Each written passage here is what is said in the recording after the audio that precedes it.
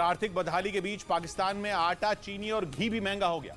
खबर है कि इन चीजों पर दी जाने वाली सब्सिडी में कमी कर अपनी जेब भरने के लिए ही पाकिस्तान सरकार ने यह फैसला लिया, जिससे पहले ही परेशान पाकिस्तान के लोगों की मुसीबत और बढ़ गई, क्योंकि कंगाल होने के कगार पर खड़े पाकिस्तान में सभी चीजों के दाम आसमान छू रहे हैं। लेकिन लोगों को राहत देने के बजाय पाकिस्तान की सरकारी दुकानों में मिलने वाले आटे के दाम 62% बढ़ा दिए गए, जिससे पाकिस्तान में 1 किलो आटा 40 पाकिस्तानी रुपए से बढ़कर करीब 65 पाकिस्तानी रुपए का हो गया, जबकि चीनी की कीमत बढ़कर 89 पाकिस्तानी रुपए प्रति किलो और घी प्रति किलो 375 पाकिस्तानी रुपए पर पहुंच गया।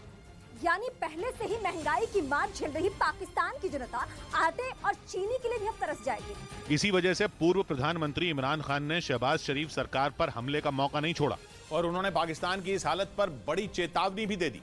इमरान खान ने पाकिस्तान की गठबंधन सरकार पर निशाना साधते हुए उसकी आर्थिक नीतियों को आड़े हाथ लिया और चेतावनी दी कि अगर जल्द ही IMF यानी इंटरनेशनल मॉनेटरी फंड से पाकिस्तान को मदद नहीं मिली तो उनका देश कंगाल हो जाएगा।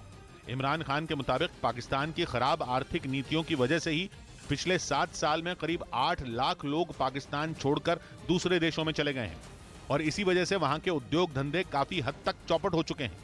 इसके साथ ही इमरान खान ने आने वाले दिनों में महंगाई और बढ़ने की भी भविष्यवाणी कर दी और महंगाई बढ़ने के पीछे इमरान खान ने इसकी वजह भी बताई। उनके मुताबिक पाकिस्तानी रुपए के दम तोड़ने की वजह से विदेशी मुद्रा भंडार तेजी से खाली हो रहा है, जिसका सामना शहबाज शरीफ सरकार नहीं कर सकती। और इसके साथ ही इमरान खान ने पाकिस्तान के लोगों से देश न छोड़ने की अपील भी की। लेकिन बढ़ती महंगाई के बीच पाकिस्तान के खैबर पख्तूनख्वा प्रांत से डरा देने वाली तस्वीरें भी सामने आई।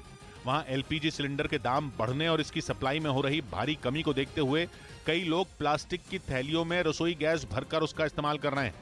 बताया गया कि अवैध तरीके से LPG को प्लास्टिक की थैलियों में भरकर बाजारों में बेचा जा रहा है, क्योंकि LPG सिलेंडर खरीदना लोगों के लिए बेहद मुश्किल हो गया है।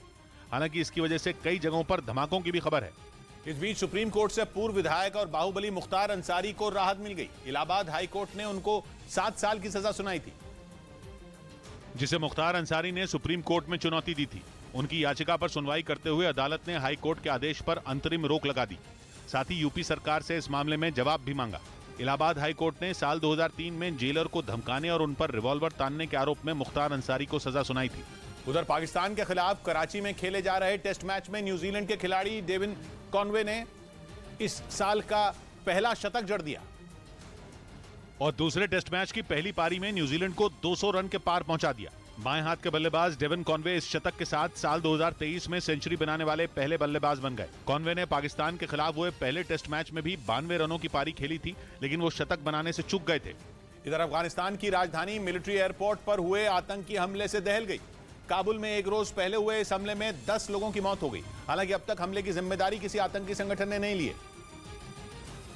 लेकिन शक यह है कि इस हमले के पीछे ISIS का हाथ हो सकता है। काबुल के पौश इलाके में मौजूद इस मिलिट्री एयरपोर्ट पर हुए धमाके से पूरा शहर थर्रा गया। इस आतंकी हमले में मिलिट्री एयरपोर्ट का चेक पॉइंट पूरी तरह तबाह हो गया। जिस जगह धमाका हुआ वहां से कुछ ही दूरी पर कई मंत्रियों के घर और विदेशी दूतावास हैं। हमले के बाद जो तस्वीरें सामने आई उनमें वहां हर तरफ मलबा बिखरा दिखाई दिया। इस दौरान वहां हथियारों के साथ तालिबान के लड़ाके मुस्तैद दिखे। असल में 2021 में तालिबान के सत्ता पर काबिज होने के बाद से ही ISIS ने अफगानिस्तान पर हमले बढ़ा दिए। पिछले महीने ही ISIS के आतंकियों ने काबुल के उस होटल पर हमला किया था जहां बड़ी संख्या में चीनी नागरिक ठहरते थे।